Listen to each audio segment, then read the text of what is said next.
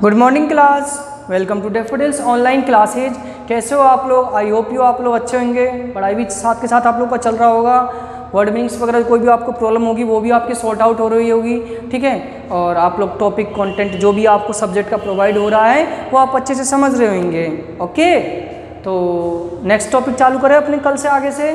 कल के आगे से हम लोग टॉपिक चालू करते हैं। कल का हमारा प्रिपरेशन ऑफ सॉइल कंप्लीट हो गया था। सोइंग ऑफ सीड चलेगा आपका टॉपिक, है ना। तो समझने की कोशिश करेगा। कल मैंने आपको सोइंग ऑफ सीड में बताया था कि सीड बहुत इंपॉर्टेंट है। वो डिपेंड करता है क्रॉप हमारा कैसा होगा, अच्छा होगा या क्वालिटी उसकी अच्छी होगी या क्वांटिटी अच्छा होगा, जो भी कुछ है वो डिपेंड करता है सीड्स पर। सीड्स पे डिपेंडेबल है, पूरी क्रॉप ही हमारी सीड्स पे डिपेंड है। आप बीज अच्छा डालोगे तो ही तो फसल अच्छा होगा।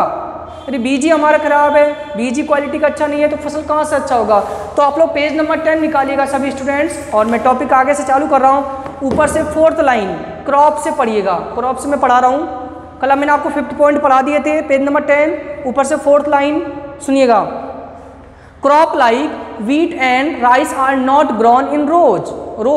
The seeds of these plants are secreted broadcast over the field. When the seeds are secreted randomly with the help of hand on the soil, the method is called broadcasting. कभी भी हम राइस को या wheat को ऐसे रो में थोड़ी लगाते हैं कि एक लाइन में सीड्स को फेंकते जाओ। हम तो रैंडमली ऐसे फेंकते हैं हाथों से। बीजों को ऐसे तो फेंकते हैं, आपने देखा होगा। गेहूं हो, चावल हो, उनको ऐसे हाथों से रैंडमली कहीं भी किधर कैसे फेंक दिया जाता है अंदाजे से।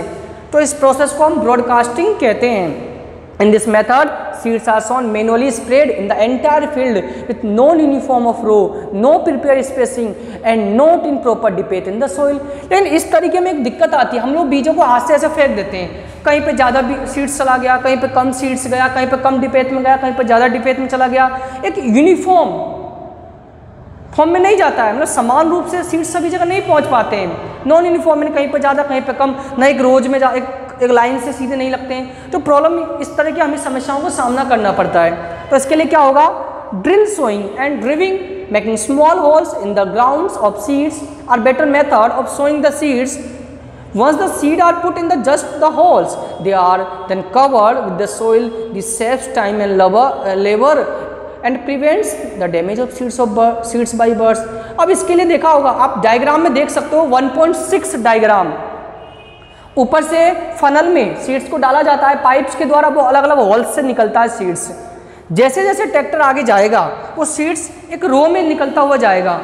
इससे क्या होगा? जैसे आपके मान लो ये पाइप से लगे हुए हैं तो इन पाइपों से एक रो में निकलेगा वो, तो ये सिर्फ एक लाइन को एक रो में कंप्लीट होता हुआ जाएगा और बराबर यूनिफॉर्म में निकलेगा। क्योंकि तरीका जो इनका होल होता है वो फिक्स होता है, तो ज़्यादा न कम, तो यूनिफॉर्म में सीड्स निकलते हुए जाएंगे और आपका यूनिफॉर्म डिस्ट्रीब्यूट हो जाएगा पूरे फील्ड में क्या?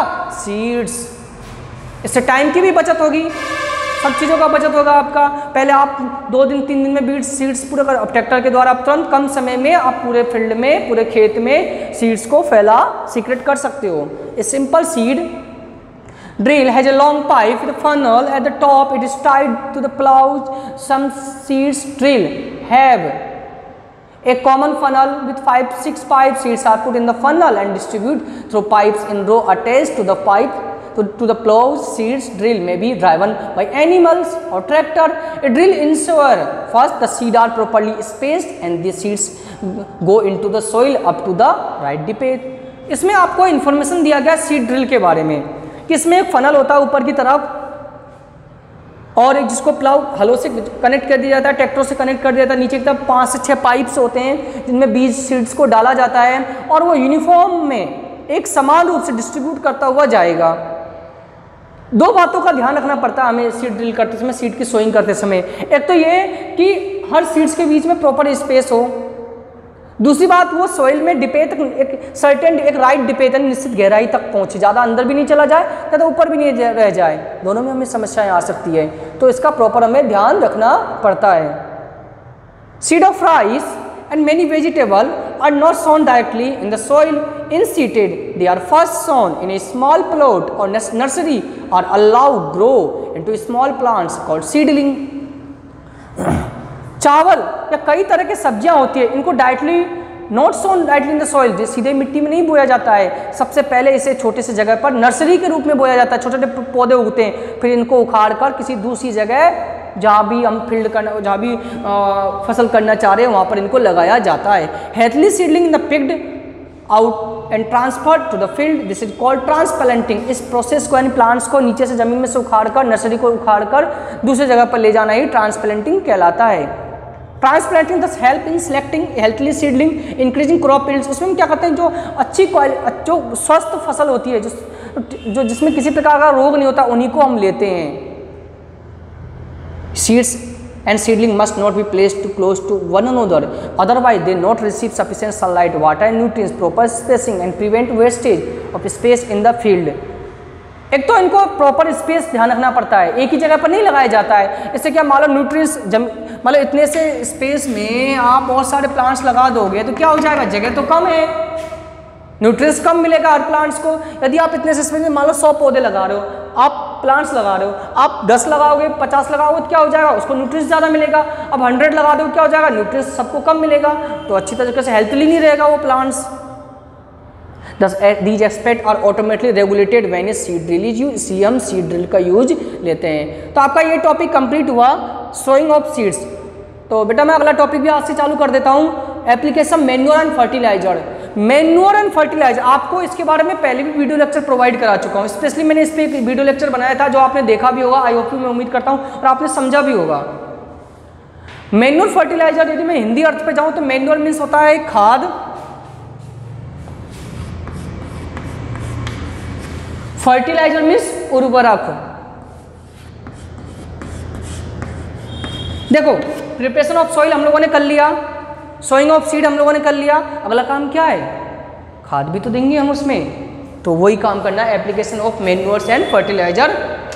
मैन्योर फर्टिलाइजर यानी इसमें खाद और उर्वरकों का देना।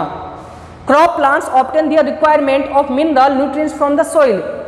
फसलों को कई सारे मिनरल्स रिक्वायरमेंट जरूरी होते हैं, कई सारे न्यूट्रिएंट्स, पोषक तत्व, खनिज लवणों की जरूरत पड़ती है। Continuous growing the crop succession renders the soil deficient of the nutrients. और एक ही जमीन पर, एक ही मिट्टी में एक ही तरह का प्लांट्स आप ग्रो कर रहे हो तो उस सॉइल में पर्टिकुलर किसी न्यूट्रिएंट्स की कमी हो जाएगी। क्योंकि मान लो आप चावल की खेती कर रहे हो, चावल को जो या व्हीट या राइस जो भी आप क्रॉप ग्रो कर रहे हो, अब वो बार बार एक ही न्यूट्रिएंट्स सॉइल में से लेगा तो उस न्यूट्रिएंट्स की सॉइल में कमी हो जाती है। The reduce the crop yields. The problem can be overcome if the fields are left uncultivated or follow the sometimes। तो इसके लिए क्या करते हैं, हम थोड़े समय तक खेती नहीं करते हैं। Following other method allowing land naturally region the nutrients and leave their free follow to one or more season। फिर क्या होता है, उसको ऑटोमेटिक नेचुरली उसको न्यूट्रिएंट्स मिल जाते हैं। The dead plants, animal and other organic matter they get collected in the field and decomposed by microorganism। क्या करते हैं, मरे हुए जो डेड प्लांट्स होते हैं, माइक्रो सूक्ष्म जीव होते हैं, उसको हम खेत में डाल देते हैं, जिसको डिकम्पोज होकर वो न्यूट्रिएंट्स का निर्माण करते हैं।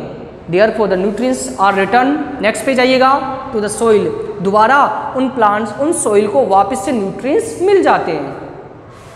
Since fields cannot be left uncultivated because of economic reason, farmers have been adding certain substance to the soil to replenish the soil with nutrients। अब किसान इनके लिए क्या करेगा, ये तो न्यूट्रिएंट्स के, किसानों के द्वारा भी क्रॉप में कुछ न्यूट्रिएंट्स मिलाए जाते हैं।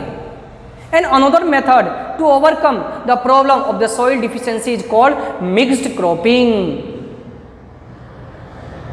एक और तरीका है, आप मिक्स क्रॉपिंग करिए, एक ही फील्ड में दो क्रॉप ग्रो करिए, आप टू टाइप्स की क्रॉप ग्रो करिए, तो उससे भी आप बच सकते हैं। The practice of growing of 2 or more crops simultaneously on the same piece of field is now as the mixed cropping। एक ही जगह पर दो प्रकार की फसलों का करना मिक्स्ड क्रॉपिंग, मिश्रित फसल कहलाती है। It is an age old practice in our country. प्राचीन समय से भारत में खेती होती आ रही है। Farmer used to mix the seed to crop from one crop help in growth another crop। For example, a curled crop such as wheat is the grown along with a leguminous crop such as pulses। Bharat में ये तरीका प्राचीन समय से चला आ रहा है। एक खेत में आप गेहूं कर रहे हो और बगल में आप दाल कर रहे हो, दाल की खेती, चने की खेती कर रहे हो। Then the uptake nitrogen from the soil by curl is compensated by the addition of nitrogen in the soil by the nitrogen fixing leguminous। There are two advantage।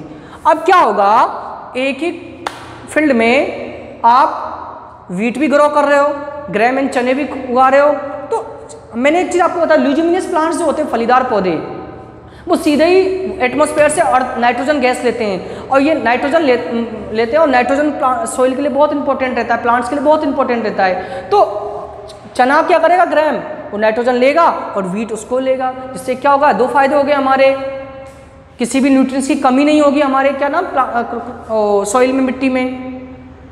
अब दो फायदे क्या हैं इसके, तो fertility of the soil is increase, एक तो मिट्टी की उपजाऊपन, फर्टिलिटी मींस उपजाऊपन इंक्रीज होगी, and ultimately yield of the crop is improved, और फसल भी ऑटोमेटिक ज़्यादा पैदावार होगा। Third point, the substance which are added to the soil in the form of nutrients for the healthy growth of plants are called manures and fertilizer. इस पूरी line को underline करिएगा, वह पदार्थ जो पौधे की स्वस्थ और उसकी गुणवत्ता को बढ़ाते हैं, वह पदार्थ आपका मैन्योर एंड फर्टिलाइजर कहलाएगा। The process of adding manure and fertilizer to the soil is called manuring. इस प्रक्रिया को मिलाने की प्रक्रिया को मैन्योरिंग बोलते हैं। Since ancient time people have been using manure, हम प्राचीन समय से मैन्योर का यूज कर रहे हैं, बहुत पहले से ही। Waste product of animal and plant, जो भी जानवरों के वेस्ट प्रोडक्ट होते हैं, प्लांट्स के waste product, other natural material, जो भी हमारे नेचुरल मटेरियल होते हैं, हम उनकी मदद से प्लांट्स ग्रो करते आ रहे हैं, हम उसका उपयोग मैन्योर में करते आ रहे हैं। Manure in rich organic nutrients, manure बहुत अच्छे प्रकार का न्यूट्रिएंट्स है, ठीक है, बहुत अच्छा होता है, कार्बनिक पदार्थ है। इससे आगे बेटा हम टॉपिक कल पढ़ेंगे, तो आज के लिए मेरा मानना इतना ही काफ़ी है। फिर आपको कल मैं मैन्योर और फर्टिलाइजर के बारे में और भी डिटेल से एक्सप्लेनेशन करूंगा, और टॉपिक आपको क्लियर, कॉन्सेप्ट क्लियर हो जाएगा। वैसे पहले ही हो चुका होगा, मैंने इससे पहले वीडियो लेक्चर में प्रोवाइड करा चुका हूँ इससे रिलेटेड टॉपिक के बारे में। आई होप यू आप लोगों को आज का टॉपिक समझ में आ गया होगा। नहीं आया है तो बार बार आप लोग देखियो, कोशिश करोगे, बार बार वीडियो लेक्चर को आप देखोगे तो टॉपिक ऑटोमेटिकली आपका कॉन्सेप्ट क्लियर हो जाएगा। ठीक है students, thank you student, thank you for watching this session and attend this session. Thank you students.